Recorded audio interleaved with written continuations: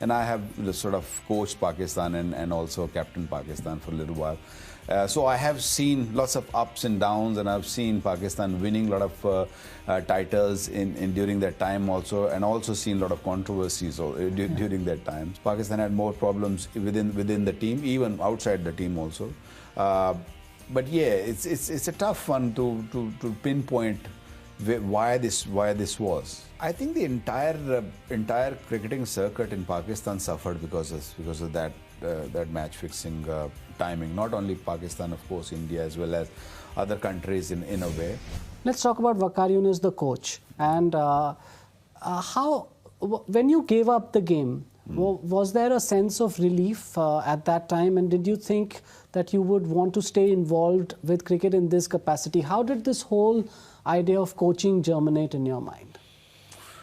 Look, I always wanted to stay around the game, and I always want to stay around the game, because this is all I know, and I feel that when I left cricket, I went away for a year, and then I started coming back into the media side of cricket, and I did the commentary. I did a lot of I did a bit of coaching also at times here and there, but more into a media side, the commentary side of cricket, and then I guess I felt that I can do it. I can make things better in Pakistan cricket, and I can lead as a coach of Pakistan team in 2009, and that's when I put my application. I did a couple of courses, and I gave my application in, and I got the job, and I enjoyed it. I enjoyed every bit of it. Because before that, you were bowling coach. You worked with Bob Woolmer, and there's the famous incident at the Oval where your team was accused of tampering with the ball. Can you think back on those memories? Again, it's an indication of the kind of thing that happens with Pakistan cricket. Here you are, accused of tampering the ball. Go back into the dressing room, and then the world comes to know that you're not playing anymore.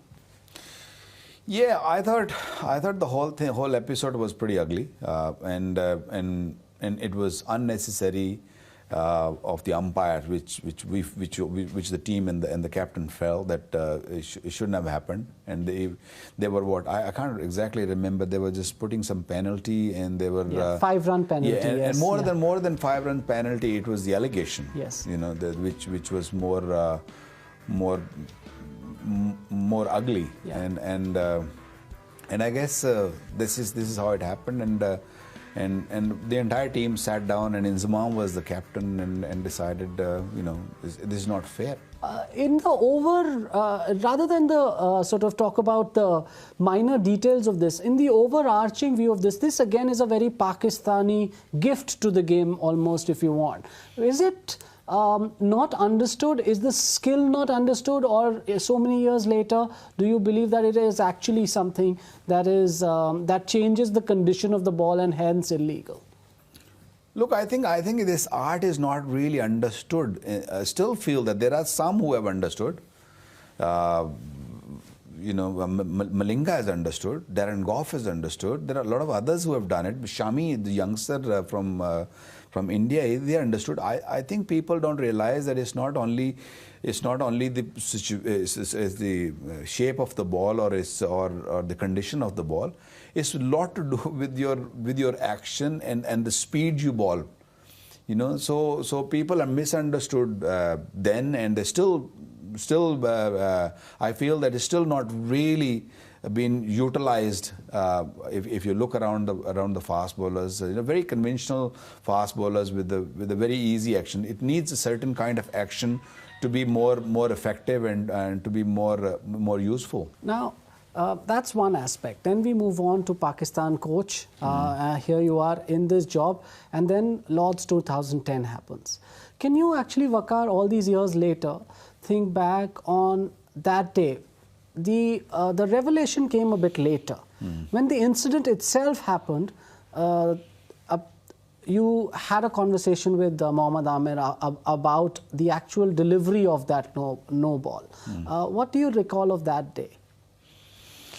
Look, to be very honest, the situation we were in at the time when the whole thing happened, we were in a very good situation. They came out.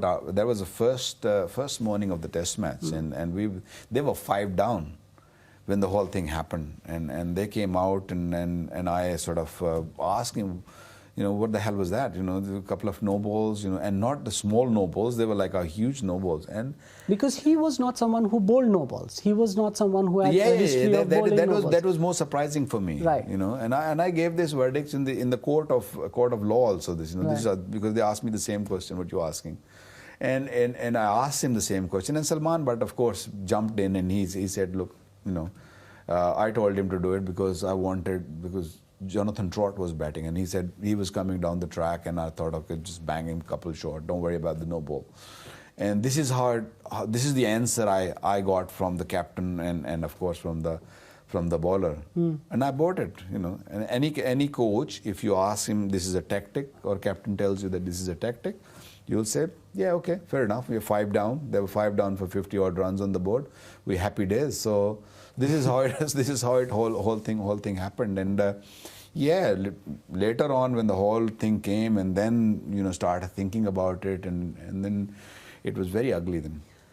Because I just want, this is an episode, I know you've spoken about it in the past, but just from the point of view of people on the outside, that whole period, when you wake up the next morning or when the news breaks, as coach and as someone who's gone through this in the past yourself, was there a sick feeling in your stomach at that time that there is something terribly wrong here, or did your first instinct was, no, this can't be true, I trust my boy?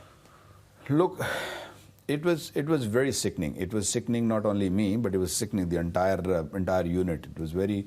I still remember Yavar Said, the late Yavar Said, was the manager, and he was very upset, and we were all very upset with the whole episode, and everyone was down and out, and we couldn't really play the next day. We couldn't do anything, and it was very, very ugly.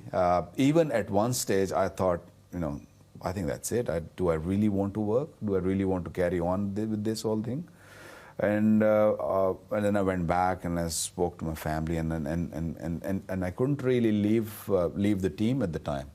At one stage, I did think that, okay, enough is enough. This is not on.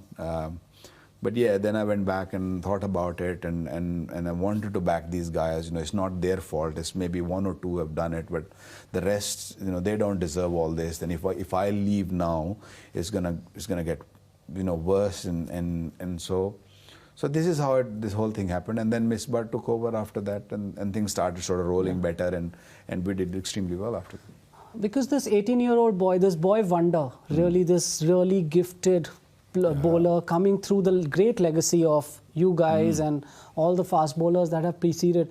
Did you feel cheated by him? Did you feel like he was someone who let you down as, someone, you must have mentored him, looked after him, and he was doing very well till that point, and suddenly he's done something completely inexcusable? I think more than him was Salman Butt. I thought I was really let down by him, because he was the captain then, and when this whole thing happened, and he was very shameful. The little one, the Amir was very, very down, and why I feel for him is that because he was only like 17 then, or 18 maybe. Very young, and come from a very humble background, very poor background, and someone has been asked to do certain things for, such a big amount. That's how I take it. And he was just a kid. More than him, yes. Of course, I was more upset with Salman Butt. Because the irony of this story is that you finished as coach and then you returned as coach, and then. This story takes a really interesting turn where Amir's sentence is over. He's free to play for Pakistan again, and you are in his corner. A lot of people on the outside wondered, here was Wakar betrayed as coach by this boy. Why? And a lot of things happened. Players said they would not attend camps. Former cricketers said he should not be playing cricket. Why were you willing to give him another chance under your watch, Wakar? Look, I think, as I said, just a little last question, that, I felt that it was a mistake by him. It was a mistake, and every human being we are here, we make mistakes, and we get punished for that, and then we move on, and then the society and the culture give them that room again to come and be himself again. Very talented kid. I'm just when I think about it, him not playing for 5 years of cricket, what would have he done? He would have, achieved what even I didn't, or even Wasim didn't achieve. So I feel that he suffered a lot for 5 years, and my religion also says that if someone has done something and is being punished, and the entire society has punished him for all these years, he deserves a go. He deserves a chance. And same, I feel that Salman Butt deserves a chance. Mohammad Asif deserves a chance. They have been through all the punishment they deserve. One of the things that gets said, again, this is a view from the outside, is that Pakistani cricketers in general are averse to some of the things in the modern game. Data analytics, for one, for instance, things like that. Well, what's your view on that? Has Pakistan cricket in some ways not kept up with the way the game's moved? We've done well with the analysis side of the team. We always carry one, and we always give what is necessary and what is important. But you got to understand that we are a team who are very natural also. We got a skills which we have to really come out with. Like, for example, take Yasir Shah. If you try to coach him too many things or try to give him too much information, he's going to get lost. So we have analysis. We got everything there. We try to give all the information. Necessary information. This is my belief is, and we have done it over the years. A couple of other things that have been challenges in certain ways. No international cricket in Pakistan since 2009. That terrible incident with the Sri Lankan team. Already there were difficulties in Pakistan cricket, but has that just enhanced the problems? That situation, no cricket coming for the last 6-7 years. How has that affected players? I think two things have affected Pakistan cricket in the last sort of 7 to 8 years. One, of course, this cricket not being played in Pakistan. Yeah. I think that's a huge problem. That we don't really youngsters don't see their heroes or don't see their top players playing in their own ground. I think that is a big minus for Pakistan. And on top of that, number two, I think we have forgotten the first class cricket. We have forgotten a little bit because we play overseas all the time. Even our home series are played in Dubai, and we have forgotten our where the cricketers come through. When we were playing in Pakistan, there are a lot of cricketers coming through. There are a lot of cricketers who did not play in our era. In our time, if I look back, there were a lot of cricketers who were as good as we were, but couldn't get the opportunity. Nowadays, it's hard to replace any cricketer because we don't have anyone at the back. No. Our academies have been shut for the last 7-8 years. There is no real work going on in the academy. We have got about 5 academies in Pakistan who are half made or 3/4 made, and it's been shut down because there is no eye on it. We are all focusing on Dubai cricket, or we are all focusing when the team is traveling and away. We will not produce cricketers. We will at all unless or until we would take care of those things. Our academies, our first class cricket. Our first class cricket has been expanded a lot. There's a lot of first class cricket. There are so many teams playing first class cricket. I have given my reservations to Pakistan team in 2015 and 16 also, to reduce teams, to look after those academies, bring more people who are qualified, bring from overseas. We need all of this to keep going with the world. We are already behind. To just match them or to just come to their level, we need to enhance all these things to produce cricketers. Because one of the aspects that gets talked about that actually is quite noticeable is how for the last 10 or 15 years since Younussss and Misbah, there hasn't been a great Pakistan batsman. Whereas the rest of the world, it is the era of batting. You see higher averages, you see brilliant stroke play.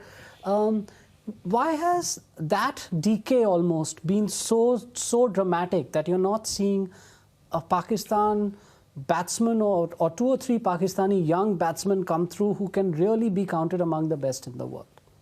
Look, we don't really have that much of a talent also. As I said, the things have been expanded so much. There's so many cricketers playing first-class cricket. So to get to first class, it should be a hard work.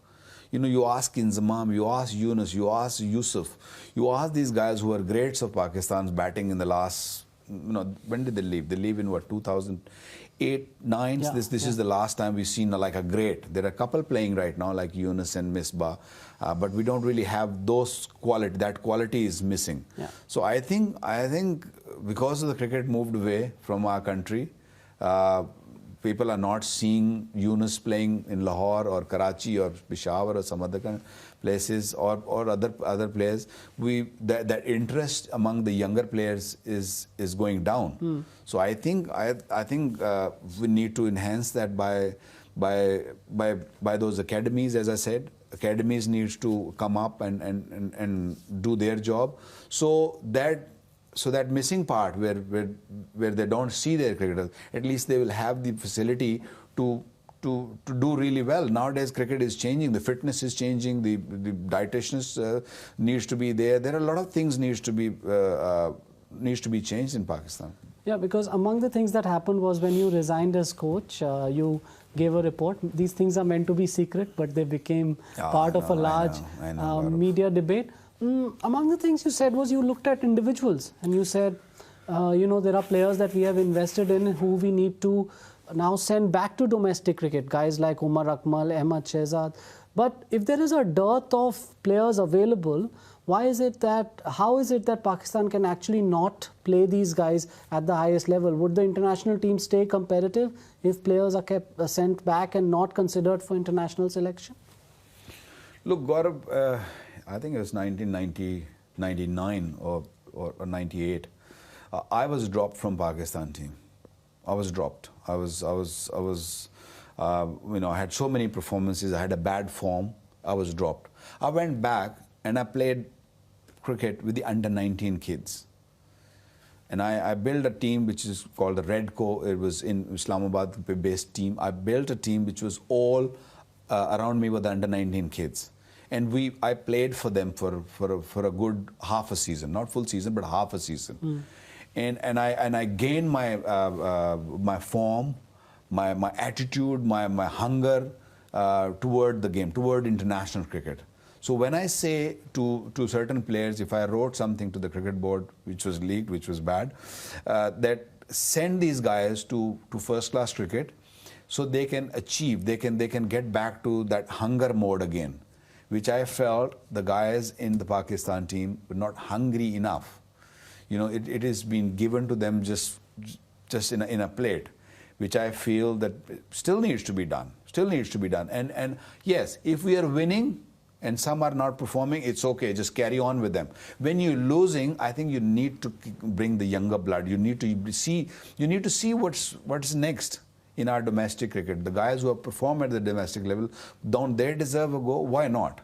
So that is what I meant, that some of the guys need to go and play in the domestic level, which was taken wrong from the cricket board or from the media sector. Which I'm giving you my example, as I said, that I went back, and why can't anyone else go? Now, having worked so closely with so many Pakistan cricketers in the last few years, you see that there is actually now a skill deficit. Is that your biggest concern, that now you are seeing a bunch of Pakistani cricketers emerge who will not be able to compete with the rest of the world as we go forward in the current circumstances? It's a scary feeling. It's a scary thought that, unless or until we don't really do something about it, there is no way that I admit to that there is no talent. Talent is there. There are if I can come from Vihadi, Burewala, which is an unknown place, there are a lot of unknown places, and there is a lot of talent there. We need to identify that, and that identification will only come by sorting out our system in Pakistan. As I said, academies are number one. I remember when Mudassir Nazar was there at the National Academy Lahore, things were moving smoothly. We started producing cricketers. We were producing cricketers who were being pushed into first-class cricket also, and they were gaining a lot of experience from that. Nowadays, there is no such thing. You know, as I said, four or five academies which are half-built. And I think it needs to be, every city needs to have their academies, and they need to be functional. You know, there are half-made, but they're not functional. So I think that's the only way to compete and not to have that scary feeling, is to just start working on it. And we are already behind. In my view, what I have seen, we are behind the other teams, and I don't want to see them falling behind if we don't start working on it. So 30 years almost having spent in Pakistan cricket, many things that you've experienced, yeah. But and you've had 2 difficult stints as coach. Do you see yourself ever returning to a role with the team, with the Pakistan setup, or at the moment you feel like you've got to step away from it all? I think we both need to step away from each other. I think the cricket board also needs a little bit of space from me, and because I've spoken a lot about it, and I've spoken out of hurt, because I feel that you know, things needs to change. Because if things won't change, we will be crying in maybe a couple of years' time. So maybe not right now, for a little while. And see how it goes in the next year or so, and then decide. But I'm always around the game anyway.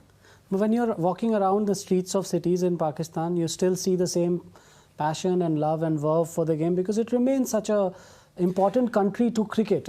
You know, the fact that Pakistan plays its brand of cricket is very important to the game itself. Do you see that core still being intact in Pakistan? Yeah, I mean, it's there, but it's dying. It's there because that's the only sport where the entire nation comes together. You know, when Pakistan's playing India or Pakistan playing any other bigger nation, you know, you don't see cars on the road, you don't see people on the road, shops are closed and all of that. So it's still there, but with no cricket in Pakistan and not producing what needs to be produced. Yes, it will die away. People will, you know, move away from it. It needs to be looked after. Right. That's a positive note, I guess, or a positive message that you're sending out to the Pakistan cricket establishment. Wakar, thank you. As always, a real pleasure to talk to you, a legend of the game. Thank you, Gaurav. Thank you so much. Thank you. Very much part of the culture. We looked upon it, that's just the way it was. I've been white. I went to a white school. I played cricket at that school, played all our sports. Black kids grew up in the townships. That's where they played their sport. We always grew with the belief that there was equality in our society. That's what you thought. You didn't think it was unfair? I didn't know better, to be honest with you.